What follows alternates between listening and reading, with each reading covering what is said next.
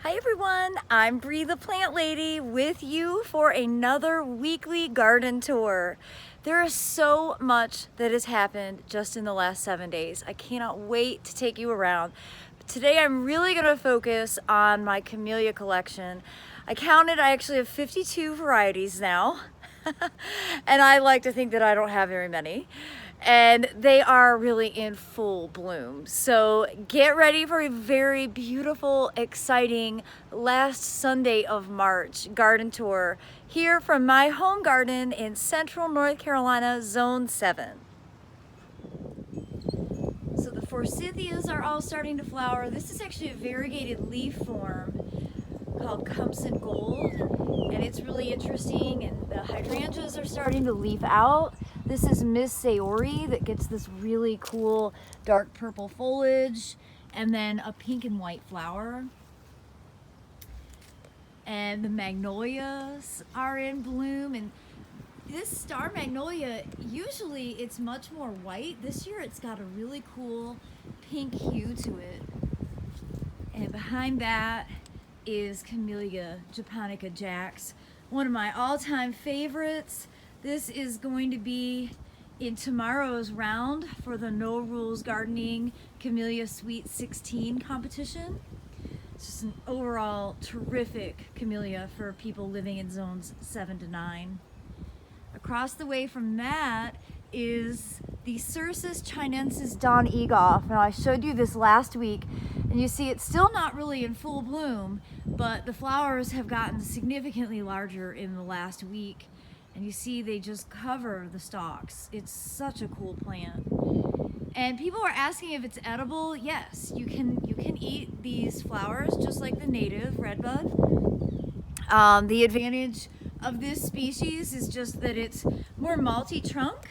It blooms about a month earlier than Cercis canadensis, and I would say it's totally valuable to grow both species. It's never one or the other, it's always both, at least in my book. Now, one of my all-time favorite camellias has started to bloom, and it is the coolest. This is Royal Velvet, and I don't think I've ever met a more handsome flower than this. And I mean, look at how many flower buds there are. It's such an extraordinary plant. So I'm definitely going to be making some floating flower arrangements using this.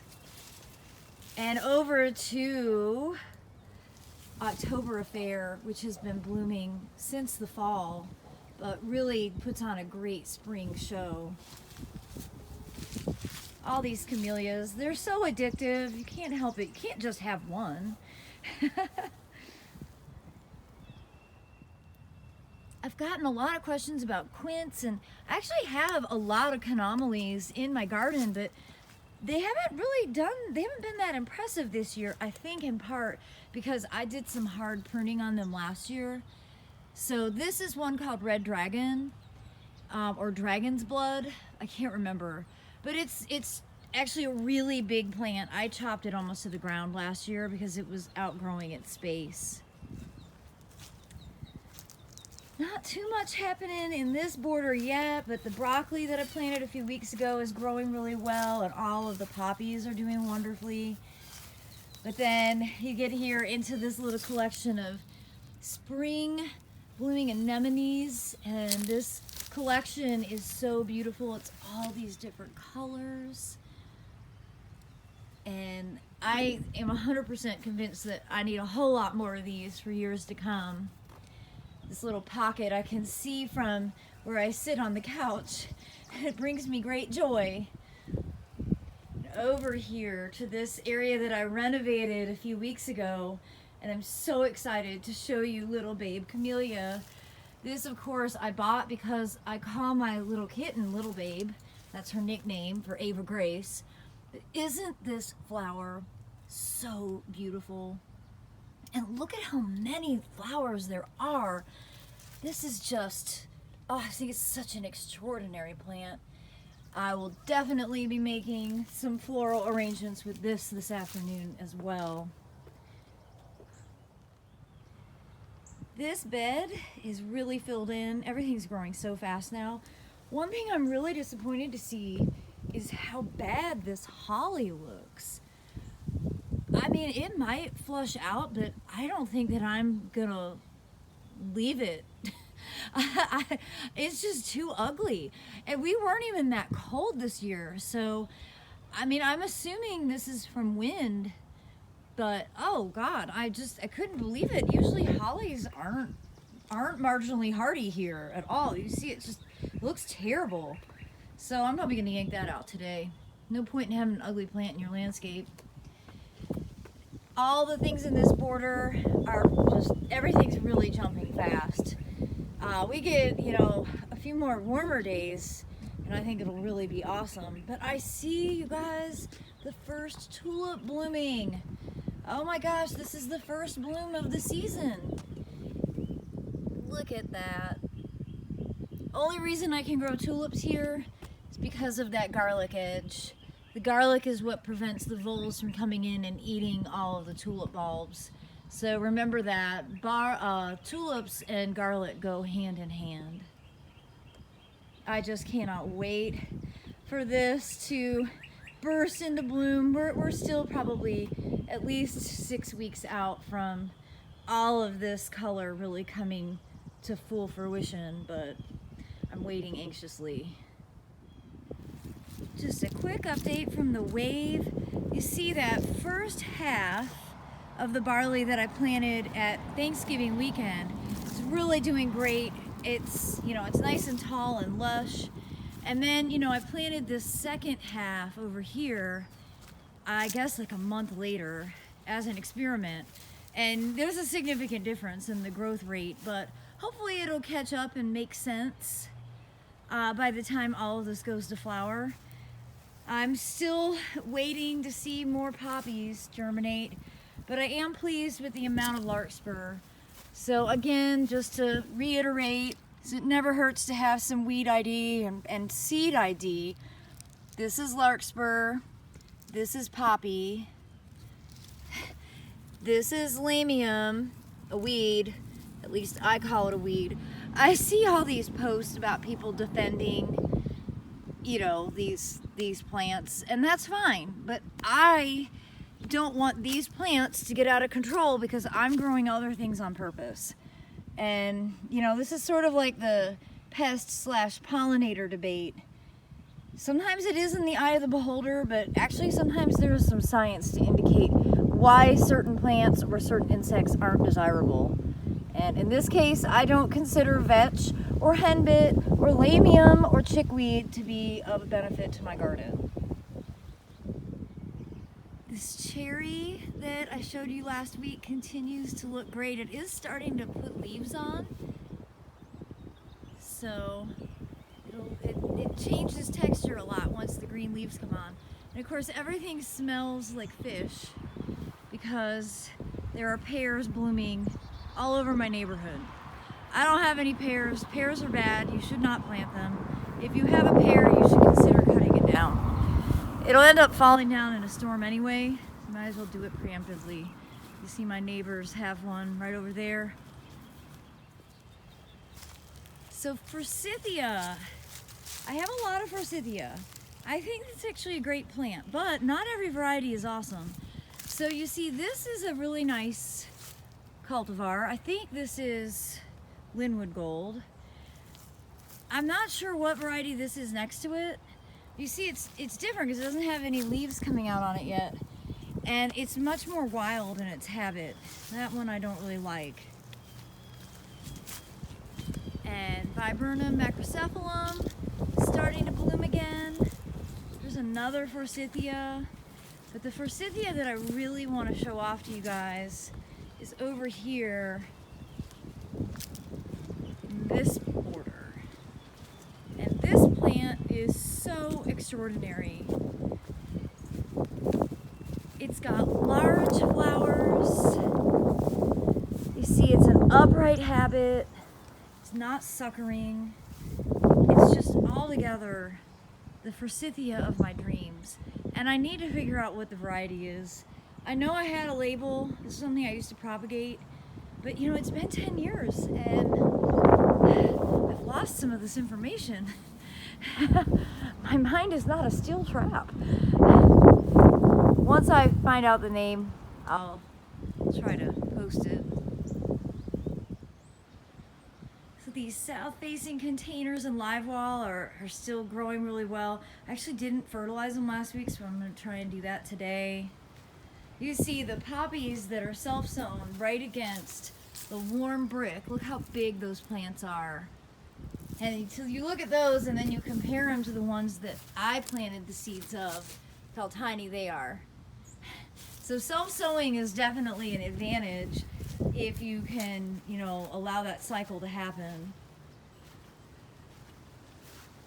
So this little pocket looks really nice. I just love the violas so much. They just do such a great job. I like violas better than pansies. Now, back into Camellia land.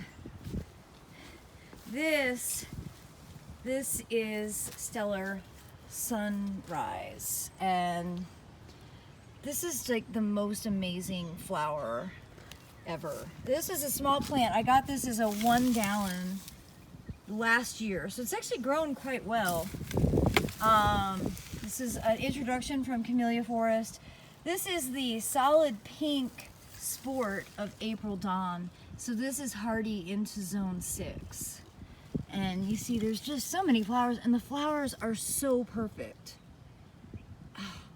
I just can't get enough of this plant. Planted it probably a little too close to the fence there, but I think it's all right.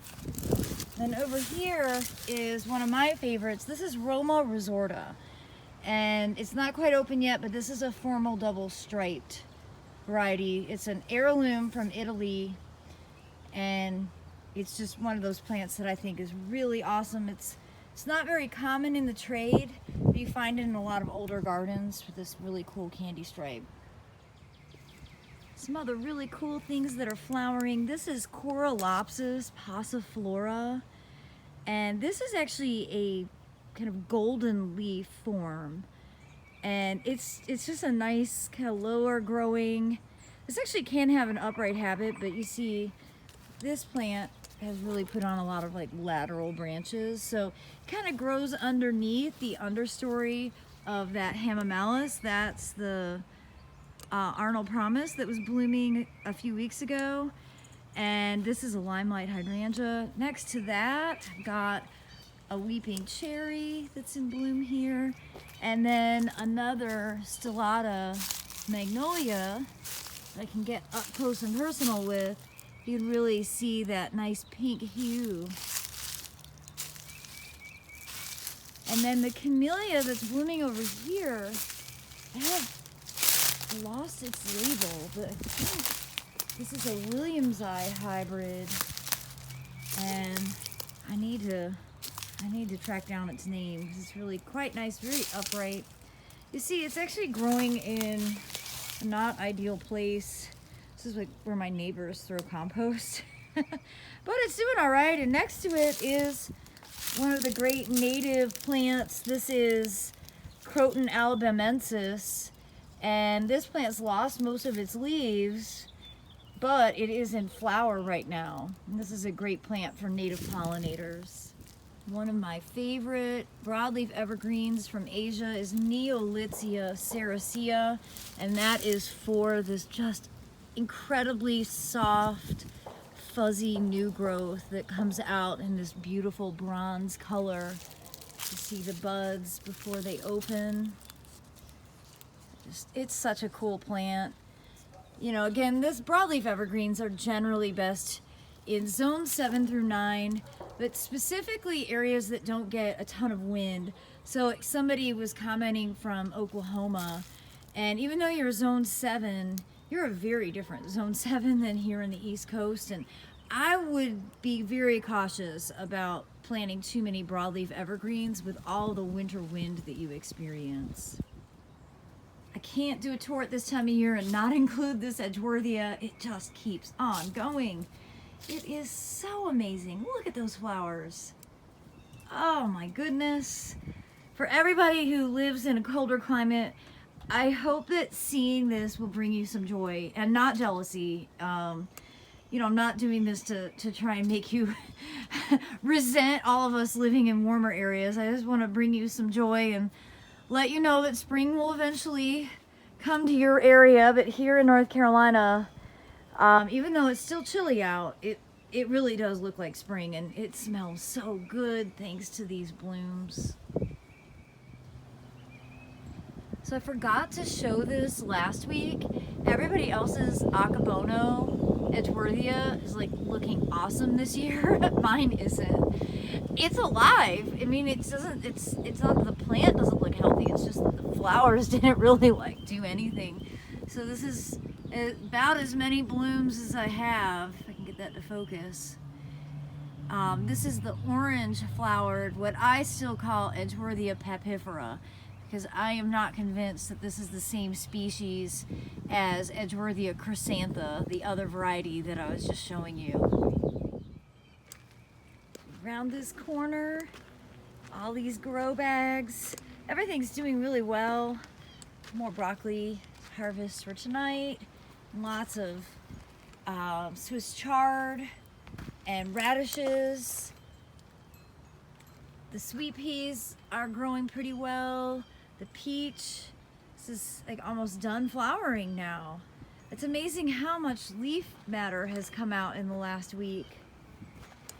These big bags, which I planted the cabbage in last week, so they've been planted for only 1 week. They're looking significantly better. Into the greenhouse, a bunch of these seedlings are really ready to be planted now. So that's on my list for today. Get all these things planted. Sassafras, another camellia waiting to go in. And I'm really excited to see some of the cuttings that I stuck last year are leafing out. So there's some different Prunus mumes and some lilacs, other things. So always pleased to see that I have more stuff to put in the ground. It's never ending. Of course, all the potato bags are doing really well. This one that I filled a week ago with compost, it got a little bit of cold damage from this past week, but it'll recover from that. And this whole area that I planted last Sunday is looking great. These cool season crops really prefer it to not be so warm. So that's why I always tell people, don't skip straight to summer at this time of year. Take advantage of spring by growing spring crops. Broccoli, cauliflower, Brussels sprouts, cabbage, potatoes, lettuce, arugula. All of these things really do benefit from these temperatures, really between 40 and 80 degrees. The soil is still cool, and so these cool season plants are just in their element to grow right now. And you'd never even know. I harvest arugula every single day. I eat it every single day. You'd never even be able to tell that I come out here and harvest. I did get all the succulents back out of the heated shed because we have frost-free weather on the horizon. Don't count on it because it can still get cold. Remember that, everybody. All these beds are looking really nice. I'm super pleased with how the feed tank bed has come out. I do need to vacuum the little pool. You see, it collects stuff. We haven't turned the pump and filter on yet. And this is always my gauge for pollen.